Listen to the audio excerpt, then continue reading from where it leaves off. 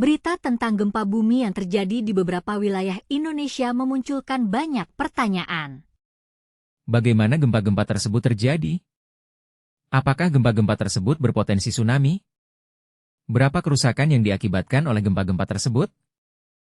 Pada Kamis, 10 Oktober 2024, pukul 5.07 WIB, gempa berkekuatan magnitudo 3,8 mengguncang Kecamatan Kuta Selatan, Kabupaten Badung, Bali. Pusat gempa berada di kedalaman 59 km. Gempa ini masih dalam tahap pengolahan data, sehingga belum stabil dan bisa berubah seiring kelengkapan data.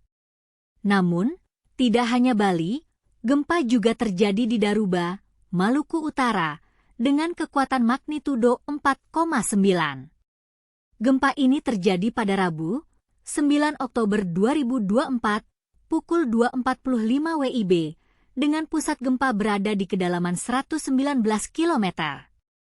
Belum diketahui apakah gempa ini berpotensi tsunami atau tidak. Tidak hanya itu, gempa juga terjadi di Bantul, Daerah Istimewa Yogyakarta, dengan kekuatan magnitudo 1,5. Gempa ini terjadi pada Senin, 7 Oktober 2024, pukul 13.59 WIB, dengan pusat gempa berada di daratan. Gempa ini belum diketahui dampaknya. Gempa lainnya juga terjadi di Kabupaten Dompu, Nusa Tenggara Barat, dengan kekuatan magnitudo 4,1. Gempa ini terjadi pada Kamis, 10 Oktober 2024, pukul 4.18 WIB, dengan pusat gempa berada di kedalaman 109 km.